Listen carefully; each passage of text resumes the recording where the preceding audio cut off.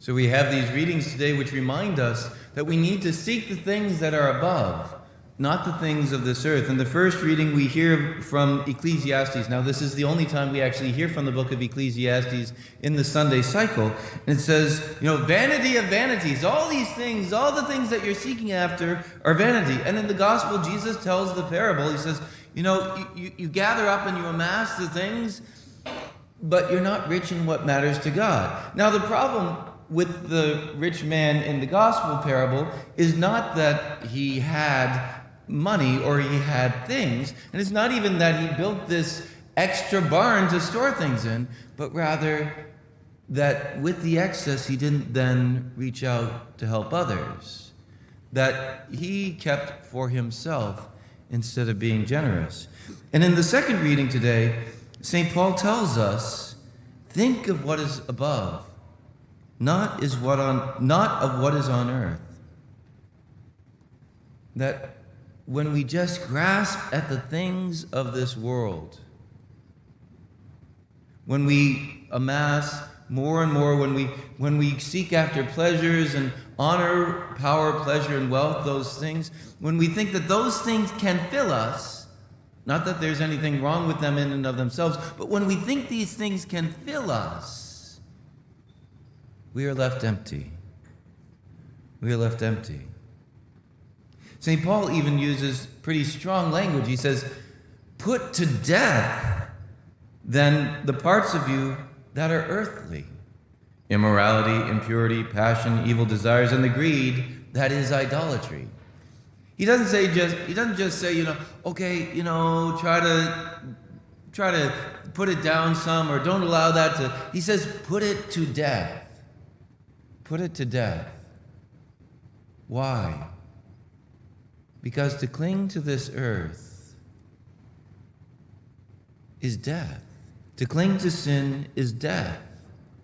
And so we have to put that to death. Again, there's nothing wrong with the things of the earth. They are gifts from Almighty God.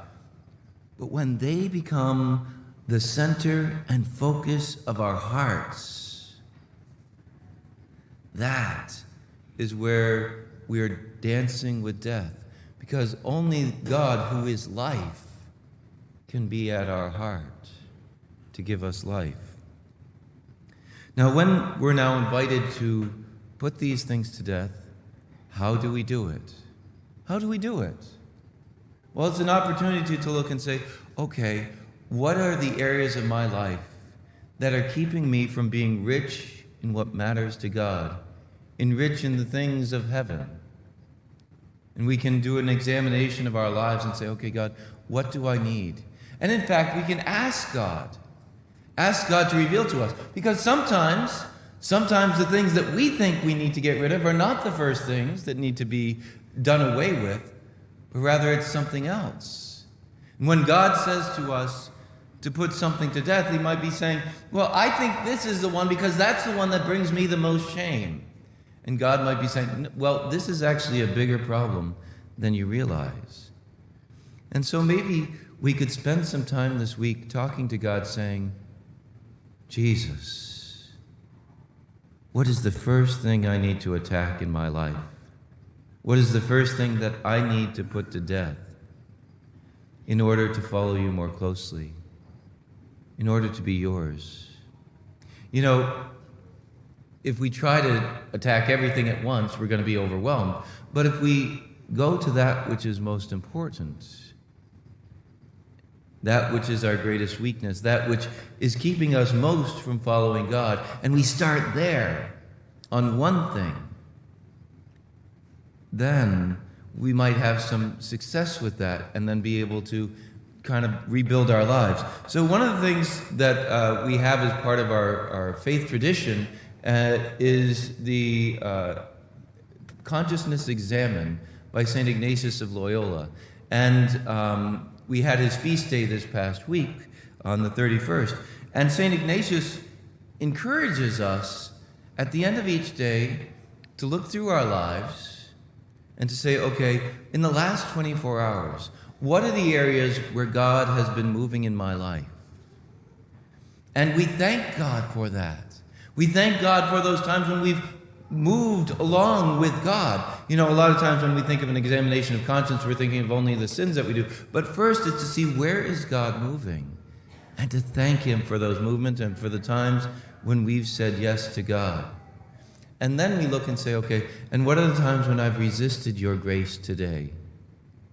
And we've all resisted God's grace every day of our lives. In fact, the scriptures say that the just man sins 7 times a day. I know I sin a lot more than that. It's always funny to me when somebody comes in says, into confession, says, "Bless me, Father, for I've sinned. It's been 30 years since my last confession. You know, I haven't really done anything." Seriously? I sin many times a day, and you haven't done anything in 30 years? Saint of God! I don't say that, you know. But, you know, all of us, there are areas of our lives every day that we resist God's grace to become the saints that we're called to be, the best version of ourselves. And so we need to turn to God and say, okay, what is that one area that I first need to start with? And then in addition to the consciousness examine at the end of each day, then we have the particular examine where we can say, I'm going to work on one thing. So let's say that our biggest sin that the Lord is saying, I want you to start working on, is gossip. And so we look and say, okay, I want to start breaking down this sin of gossip. And so we start the day by praying and saying, God, give me the grace and strength I need this day to keep my mouth shut, or to speak only the things that will build people up. And then in the middle of the day, maybe at lunchtime, if we take 5 minutes and just say, okay, what are the areas in the morning? How many times have I fallen into gossip? How many times have I been tempted towards gossip and I've kept my mouth shut?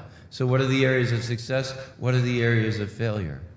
And then making a plan for the afternoon. Okay, well, I know whenever I go to the water cooler and Janie is there that we end up having this problem, and so I got to make sure that if I end up at the water cooler, I got to make sure that I don't hang out there, and make sure, see if I can try to not go at the same time as Janie so that I don't have this struggle. Or, you know, I'm going to say that if she starts talking about Bill, who we both hate, we will then, I'll try to say something positive about Bill and kind of stop the gossip, or something, making some sort of plan for the afternoon and asking God for the grace for the afternoon to be able to work on that. And as we do this day in and day out and say, okay, I'm going to focus on this one thing. Today, I might fail, and tomorrow might be an even bigger failure. But over time, as we continue to attack that, as we continue to strive to put that to death and invite God's grace into that area, He will break us free. He will set us free. And over time, we will see more and more success.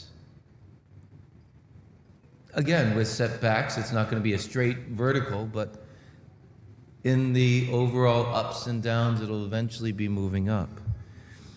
St. Paul gives us these strong words today about, as we are to think about the things of above, to put to death those things which are holding us back. Let us ask our God this day for that transforming grace to be able to seek Him first.